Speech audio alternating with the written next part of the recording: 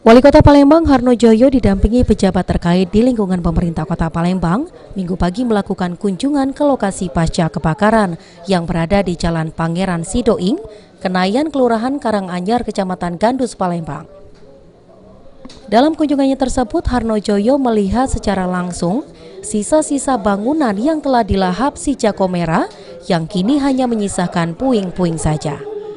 Usai melihat lokasi sisa kebakaran, pemerintah Kota Palembang juga memberikan bantuan sosial kepada warga korban bencana kebakaran di Kelurahan Karanganyar tersebut. Wali Kota Palembang Harno Joyo mengungkapkan Pemkot Palembang akan melakukan upaya terbaik terhadap para korban kebakaran. Salah satunya akan mengupayakan revitalisasi kawasan tersebut. Ia juga meminta RT, Lurah, dan Camat untuk segera mendata setiap surat-surat berharga milik warga yang hangus terbakar agar segera diganti secepatnya.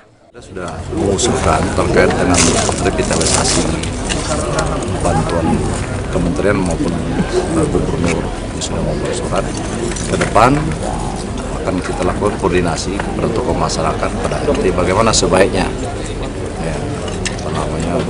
pasca kebakaran ini, lahan ini, nanti supaya yang tadinya kelihatannya kesan semeraut, sehingga akses transportasinya sulit, ini yang menyebabkan juga musibah ini akan kita tata sedemikian rupa.